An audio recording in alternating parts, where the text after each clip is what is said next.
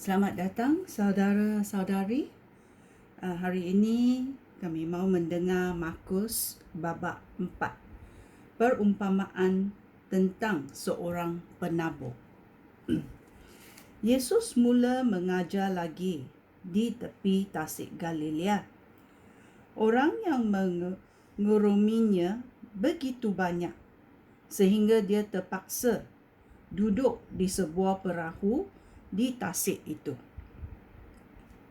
Orang ramai berdiri di tepi tasik. Yesus mengajar banyak perkara kepada mereka dan menggunakan perumpamaan. Dia berkata, "Dengarlah, seorang peladang pergi menabur benih. Semasa dia menabur benih, ada yang jatuh di tepi jalan. Lalu burung datang dan makan habis benih itu. Ada juga yang jatuh di tepi tempat berbatu yang sedikit tanahnya. Benih-benih ini segera tumbuh kerana kurang tanah. Tetapi apabila matahari naik, tunas-tunas itu layu lalu kering. Tumbuhan itu mati kerana akarnya tidak dalam. Ada pula yang jatuh di tengah semak berduri. Semak berduri itu tumbuh dan membantutkan tumbuhan tersebut sehingga tidak berbuah. Tetapi ada benih yang jatuh di tanah subur. Benih-benih itu bertunas, membesar, lalu berbuah. Ada yang 30 kali ganda, ada yang 60 kali ganda, dan ada yang 100 kali ganda hasilnya. Lalu Yesus berkata, "Jika kamu bertelinga, dengarlah baik-baik." Maksud Yesus menggunakan perumpamaan. Ayat 10. Apabila Yesus sendirian, beberapa orang yang telah mendengar ajarannya datang kepadanya bersama dengan 12 orang pengikutnya. Mereka meminta Yesus menerangkan erti perumpamaan itu. Yesus berkata kepada mereka, "Kamu telah diberikan anugerah untuk mengetahui rahsia tentang bagaimana Allah memerintah. Tetapi orang luar akan mendengar segalanya melalui perumpamaan, supaya mereka akan melihat dan melihat, tetapi tidak nampak. Mereka akan mendengar dan mendengar, tetapi tidak faham. Kerana jika mereka memahaminya, mereka akan kembali kepada Allah dan Dia akan mengampuni mereka." Yesus menerangkan perumpamaan tentang seorang penabur. Ayat 13. Kemudian Yesus bertanya kepada mereka, "Jika kamu tidak memahami perumpamaan ini, bagaimanakah kamu dapat memahami perumpamaan yang lain?" Peladang itu melabur perkabaran Allah. Benih yang jatuh di jalan bagaikan orang yang mendengar perkabaran Allah. Tetapi sebaik sahaja mereka mendengarnya, iblis datang lalu mengambil perkabaran yang sudah ditabur di dalam hati mereka. Benih yang jatuh di tempat berbatu bagaikan orang yang mendengar perkabaran itu dan menerimanya dengan sukacita. Tetapi perkabaran itu tidak berakar di dalam hati, sehingga mereka tidak tahan lama. Apabila mereka menderita kesusahan atau penganiayaan kerana perkabaran itu, Dengan segera, mereka tidak lagi percaya kepada perkabaran itu. Benih yang jatuh di tengah semak berduri bagaikan orang yang mendengar perkabaran itu. Tetapi kekhawatiran tentang hidup, keinginan untuk hidup mewah dan pelbagai keinginan lain memenuhi hati mereka dan membantutkan perkabaran itu sehingga tidak berbuah. Tetapi benih yang jatuh di tanah subur bagaikan orang yang mendengar perkabaran itu dan menerimanya, lalu berbuah. Ada yang 30, ada yang 60, dan ada yang 100 kali ganda hasilnya. Pelita di bawah pasu, ayat 21. Selanjutnya, Yesus berkata, "Benarkah seorang memasang pelita lalu meletakkannya di bawah pasu ataupun di bawah katil? Tetapi pelita itu diletakkannya di atas kaki pelita. Apa yang tersembunyi akan dinyatakan dan apa yang dirahsiakan akan didedahkan. Jika kamu bertelinga, dengarlah baik-baik." Yesus juga berkata kepada mereka, "Perhatikanlah apa yang kamu dengar.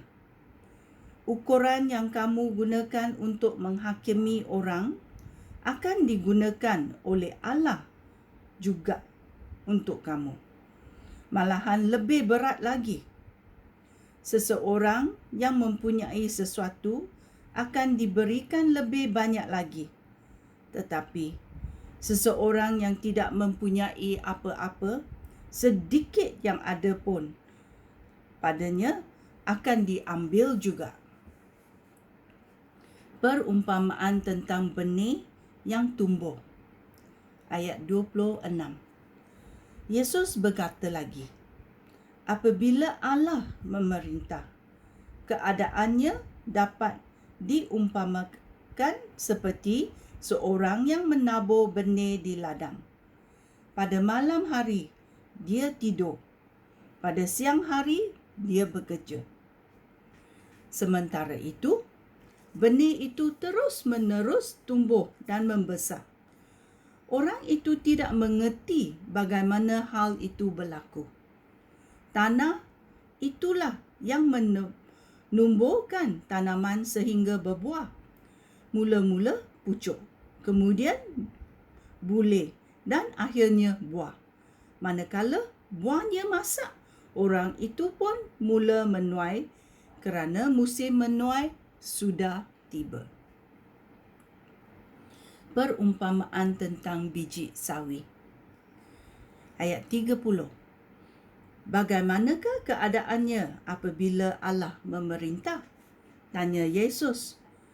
"Perumpamaan apa yang dapat kita gunakan untuk menerangkannya?" Keadaannya seperti berikut. Biji sawi adalah benih yang terkecil di dunia. Seseorang mengambilnya lalu menanamnya di tanah. Beberapa waktu kemudian, benih itu tumbuh dan menjadi yang terbesar di antara segala tumbuh-tumbuhan. Cabangnya rimbun sehingga burung datang membuat sarang di bawah teduhannya. Demikianlah, Yesus mengajar dengan menggunakan banyak perumpamaan seperti itu. Dia mengajar perkabaran itu sejauh mana mereka dapat mengertinya. Dia sentiasa menggunakan perumpamaan apabila mengajar. Tetapi manakala dia sendirian dengan pengikut-pengikutnya, dia menjelaskan segala-galanya. Yesus menedurkan angin ribut, ayat 35. Pada petang hari itu juga, Yesus berkata kepada pengikut-pengikutnya, "Marilah kita menyeberangi tasik." Sementara Yesus masih di dalam perahu, para pengikutnya meninggalkan orang ramai. Setelah itu, pengikut-pengikut Yesus berlayar bersama dengan Yesus. Ada juga perahu-perahu lain yang berlayar bersama-sama. Lalu, angin kencang bertiup dan ombak melanda perahu sehingga hampir penuh dengan air. Tetapi Yesus sedang tidur di bahagian belakang perahu itu, dengan kepalanya beralaskan bantal. Pengikut-pengikutnya membangunkan dia dan berkata, "Guru, tidakkah guru peduli? Kita hampir tenggelam." Yesus bangun lalu menengking angin dan berkata kepada ombak, "Diam, tenanglah." Angin pun reda dan tasik menjadi tenang sekali. Lalu Yesus berkata kepada pengikut-pengikutnya, "Mengapakah kamu takut? Mengapa? Mengapa kamu masih belum percaya kepada aku?" Mereka menjadi sangat takut sehingga mula bercakap sesama sendiri, "Siapakah orang ini? Angin dan ombak pun taat kepadanya." Ya, ini adalah peristiwa yang berlaku di Markus babak keempat. Kita merenungnya dan memahami perumpamaan-perumpamaan yang Yesus ceritakan. Dan kita mahu menjadi orang yang mengerti apa yang dikatakannya. Jangan kita menjadi mereka yang melihat tetapi tidak nampak. Mereka yang mendengar tetapi tidak faham. Kita mahu mendengar dan memahami, kerana Tuhan cakap mereka memahaminya dan akan kembali kepada Allah, dan Allah akan mengampuni mereka. Ini adalah penting dalam hidup kita untuk memahami dan meminta ampun dari Tuhan. Okey, sekian, terima kasih. Shalom.